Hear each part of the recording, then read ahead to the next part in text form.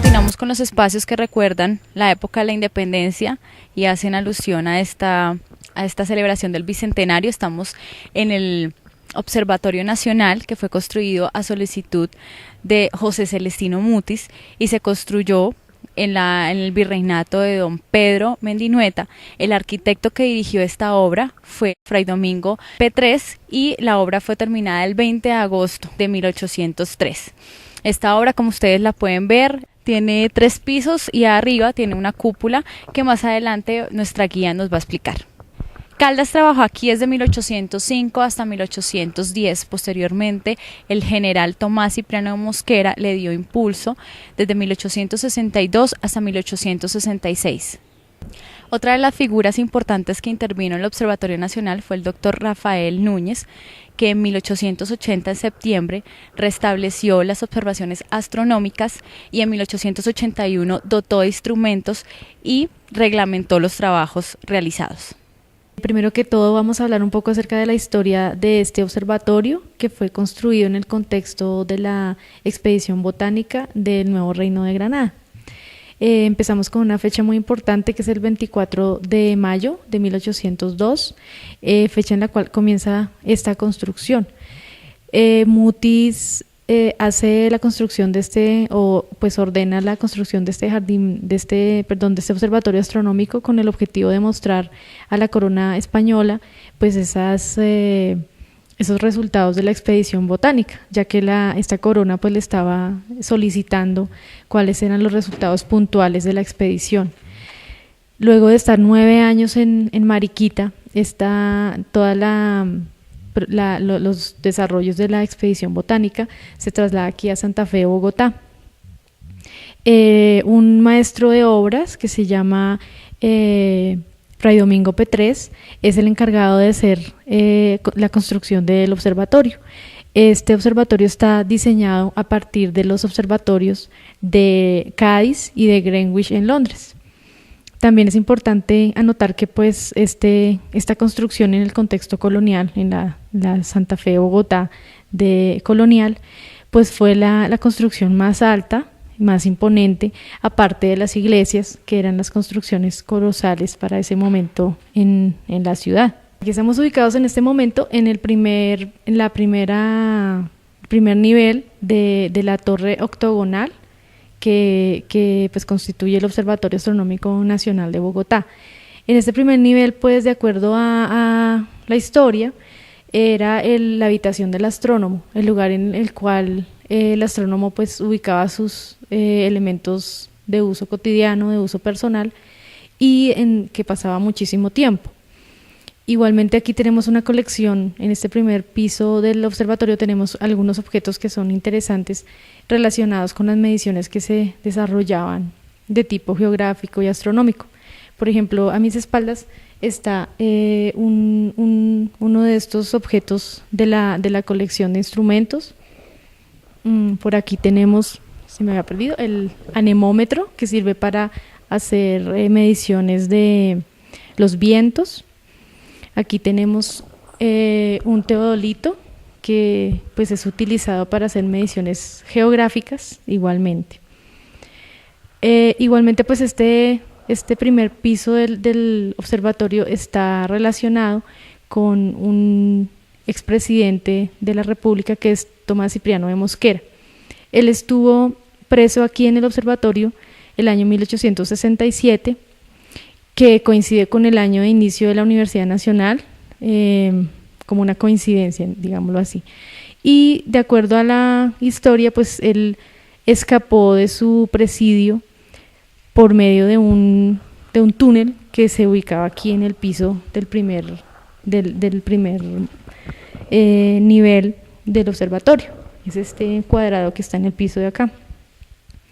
El túnel, de acuerdo a la historia, el túnel por el cual escapa Tomás Cipriano de Mosquera llega a dar al Colegio Mayor de San Bartolomé, que es parte del conjunto jesuítico. En este momento nos encontramos en el segundo piso del Observatorio Astronómico y vamos a hablar un poco acerca de la relación de este observatorio con el movimiento y con el pensamiento independentista. En esta sala se desarrolló la reunión que tuvo Camilo Torres, Francisco José de Caldas, Antonio Nariño y muchos otros criollos ilustrados con el objetivo de planear cómo iba a ser el día siguiente ese episodio del florero de Llorente. También se desarrollaron reuniones para concretar todo lo relativo pues a esta independencia. Lo importante es tener en cuenta que se relacionaba esas nuevas ideas independentistas con lo que ellos estaban estudiando. Si bien pues el observatorio también era una fachada para esconder estas reuniones, esa ciencia y ese conocimiento sí tenían mucho que ver con un ánimo de conocer un territorio, apoderarse de él a partir de ese conocimiento y poder hacer lo propio, poder desarrollar actividades de una república que después se iba a formar. En este caso tenemos que hablar obligatoriamente de Francisco José de Caldas, porque él fue el primer director que tuvo el Observatorio Astronómico. Aquí tenemos pues un busto de él, y pues este astrónomo y geógrafo fue el responsable de hacer las correcciones a la orientación del observatorio. Aquí en el piso hay una línea que separa totalmente la sala. Esta línea es la línea meridiana que corrige el norte astronómico, o sea que Mutis había orientado el observatorio hacia el norte pues geográfico y no hacia el norte astronómico. Entonces por eso pues había quedado mal esa orientación, y Caldas lo primero que hace es corregirlo a partir de la ranura que está en la parte superior, en la bóveda de este segundo piso. También es importante tener en cuenta pues que este geógrafo Caldas tuvo también mucha relación con Mutis desde un principio, con la expedición botánica a través de los estudios de la quina. Mutis había estado estudiando la quina, que era una planta medicinal, la única capaz de curar las fiebres relacionadas con la malaria, que años atrás habían matado a muchísimas personas en Europa. Por lo tanto, pues se constituía en una planta sumamente importante para el progreso pues de la nación colonizada. Caldas igualmente pues tuvo relación con el estudio de la botánica en Perú, y ese fue como el punto en el cual Caldas y Mutis se van a relacionar para comenzar a trabajar Caldas pues en la expedición botánica. Aquí en este salón tenemos varias pinturas también, una colección de pinturas que nos hablan acerca de pues diferentes personajes que han tenido relación con el observatorio. A la izquierda tenemos el retrato de Mutis con la muticia en la mano, y al fondo el microscopio. En el centro tenemos a Caldas, Julio Garavito Armero, que es uno de los directores del observatorio, Jorge Lleras, que es discípulo de Julio Garavito Armero. En el centro abajo tenemos el estandarte o el escudo del Observatorio Astronómico, que simboliza pues la muticia, la botánica, los instrumentos de medición astronómica y también los instrumentos científicos. Y aquí en la izquierda, en la parte inferior, tenemos un retrato de Humboldt, que es un científico alemán que llega al territorio de la Nueva Granada en el año 1801 con el objetivo de hacer una expedición también, una expedición en América. Esta expedición pues fue seguida o quería ser seguida por Caldas, porque Humboldt representaba todo lo que un buen científico del siglo XVIII debería desarrollar. Sin embargo, esta posibilidad de viajar con Humboldt para terminar esta expedición por América, finalmente no se da para Caldas, y Humboldt continúa su expedición con otra persona que es miembro de la aristocracia del Perú. Entonces no puede pues terminar ese recorrido. Aquí nos encontramos en el cuarto de radios al nivel de la azotea del observatorio. Es importante que tengamos en cuenta que ya 1800 pues es un periodo en donde la ilustración estaba desarrollándose de una manera muy diferente a como se estaba desarrollando en Europa, por ejemplo. Sin embargo, la apropiación de este tipo de pensamiento más liberal e ilustrado tuvo incidencia en todas las capas de la sociedad. Por ejemplo, el manejo del tiempo era bien diferente que en el periodo colonial, cuando la iglesia era la que estaba determinando las horas del día, la hora de almuerzo, la hora de levantarse al trabajo por medio de las campanas. Ya en este cuarto de radios vemos que pues el tiempo estaba siendo un referente ya civil y no eclesiástico, y estaba pues siendo dado desde un lugar científico como el Observatorio Astronómico. Nos encontramos en la azotea del observatorio. Desde aquí pues hay una anécdota interesante, y es desde la reclusión de Tomás Cipriano de Mosquera, expresidente de la República.